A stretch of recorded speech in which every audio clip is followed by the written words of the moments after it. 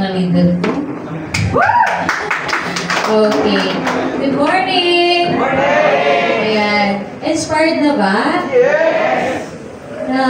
Na-imagine mo na ba yung sarili mo na next ikaw na? Yes! Ang ganda pa naman ng stage, oh. Ang ganda ng ano. So, na-imagine mo ba na ikaw na din yung nakatayo dito? Yes! Na-imagine mo? Yes! Ang hina eh! Yes! Lakasan mo! Yes! Ay, para marinig ni universe na ikaw na talaga yung next. Pero, syempre, mag-base pa rin yan sa action na ibibigay mo. Hindi kasi pwede na puro salita lang. Dapat nasa action. Tama ba? Ayan, okay. So, bago ako mag-start, ayan, so gusto ko pasalamatan ang CEO natin. Okay lang palakpakan natin. And of course, yung tatlong mentor ko, Upline Genevieve, Upline Nolan, and Upline Sunny. Palakpakan naman natin. Ayan. And of course, sa buong grupo ko, Elite Billionaires Empire. Ayan. So, thank you so much. Ang award na to palagi para sa inyo. Ayan, hindi ako, yung nandito, hindi ko na makuha kung anong meron ako kung hindi dahil sa inyo. So, thank you so much sa cooperation, commitment, love, and care na binibigay niyo sa buong community natin. Palakpakan mo na. Okay, so sa mga hindi nakakilala sa akin, ay bago mo makalimutan sa lahat ng RFW leaders under ABA, ayan. So, thank you so much sa trust na binibigay niyo. Ayan, so siguro, masasabi ko na lang, gawin mo yung best mo palagi. Every day. So, bago ka matulog, make sure na productive ka. Make sure na deserve mo magpahinga. Tama ba? Kasi everyday, bago ako matulog, inaano ko talaga yung sarili ko na deserve kong magpahinga. Ganun ka rin ba? Hindi kasi pwede na puro lang pahinga. Ngayon, kasi naniniwala ba kayo na yung result or achievements na meron ka naka-base sa kung ano yung action na binibigay mo? Kung ano yung result mo ngayon, yan ang action mo ng mga nakaraan. So kung ilang bago ka, and kung ilang buwan ka na, years ka na, lagi mong tingnan or lagi mong i-check yung sarili mo kung tugma ba yung result mo sa pag-stay mo dito. Kasi minsan yun ang nakakalimutan mo, yun yung hindi mo na-check.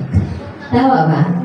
Ayan. Pero it's normal naman kasi syempre may mga kasabayan kami na medyo bumaba yung network, yung production. It's normal. And lahat naman tayo nagkakamali. Lahat naman tayo na-distract. Na-distract ka ba? Ayan. Lalong-lalo na kapag palipad ka na, momentum ka na, biglang may bibigyan ka ng distraction. Tama ba? Na-experience niya yun? Or nandyan ka sa sitwasyon na yun ngayon? Okay? May mga ganun talaga. So ano lang, alam mo na yung tama at mali. Huwag mong kalimutan ano yung reason mo bakit ka nandito. Kasi ako kahit simula nung nag-abroad ako, hanggang sa ginawa ko to, alam ko kung ano yung pinaka-reason ko. Hindi yun ang number one priority ko. Hindi ko priority yung ibang bagay. Even yung sarili ko, hindi ko priority. Kasi priority ko yung family ko. Diba? May mga RFW ba dyan? Yes! May mga RFW ba? Yes! Ano yung reason bakit nag-abroad? Para sa family. Pag para sa family yung reason mo, bakit ka nag-abroad? Kinaya na natin yun eh. Di ba? Ayan. So kung ano yung reason ko, bakit ako nag-abroad family, yun din yung reason ko bakit ka ginaya. So ibig sabihin, whatever it takes, whatever happens, patay kong patay, di ba? Makuha ko lang yung pangarap ko para maibigay ko sa pamilya. Ganun na kasimple. May mga problems, may mga challenges, normal, kahit wala tayo dito sa Tao Elevate, may problema talaga. Ganun. Kasi sobrang sarap sa pakiramdam na maibigay mo yung magandang buhay para sa family. Reason ko bakit ako nag-abroad, number one reason, makapagpatay ng bahay. Hindi ko natupad yun sa pagiging OFW. Kasi puro lang naman resibo doon.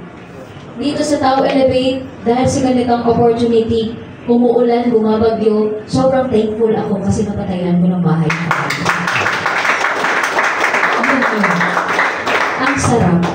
Ang sarap sa pakiramdam. Yung tipong ikaw, masarap yung tulog. Kasi masarap matulog pag umulan. Masarap, no? Ang lamig. Ang sarap magkumot. Tapos may hinahag ka pang unan. Huwag muna siya. Huwag mo munang pangarapin.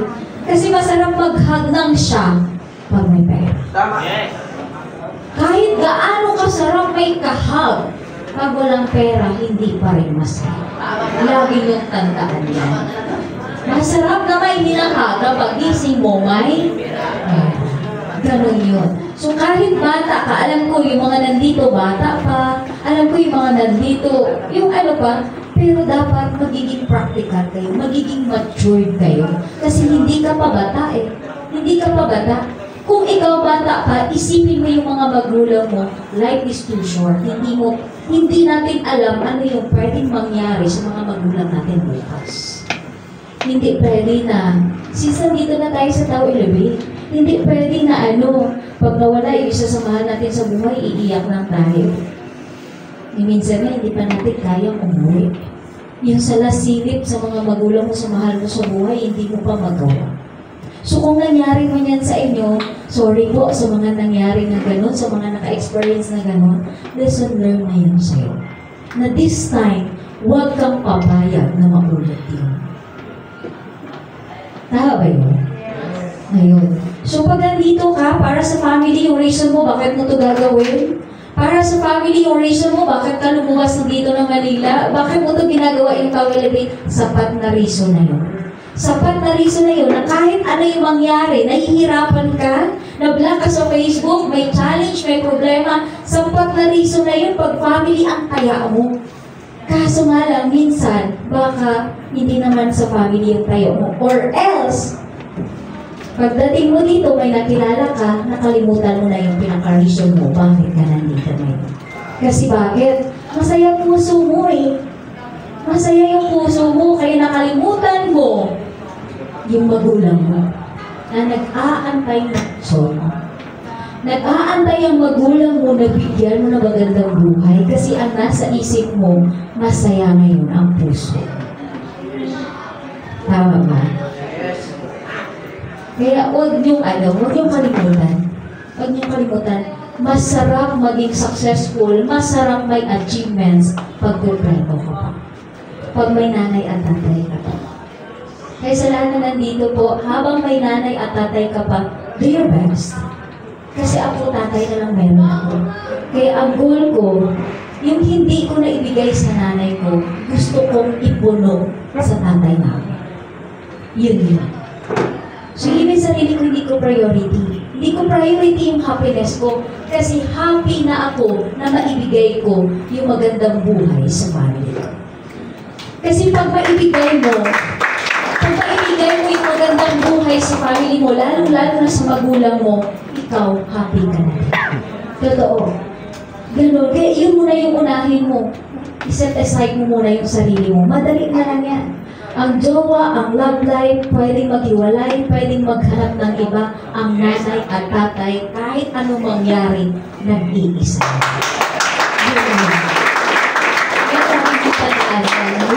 Huwag niyong kalimutan yan. Kasi para sa akin, kapag ikaw nandito ka sa Tao Elevate, number one priority mo makatulong sa magulang mo, mabilis ang blessings sa'yo.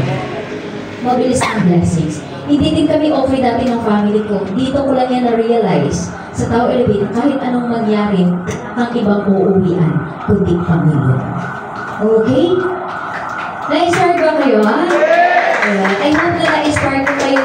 Actually, yun ang palagi kong sinasabi na family talaga. Alamin nyo. Kasi sila yung sinakripisyo natin, bakit tayo nandito eh. Tama ba? So kung sino yung number one na sinakripisyo mo, yun din yung number one na magbibinibets kapag naging successful ka. Okay? So yun lang po.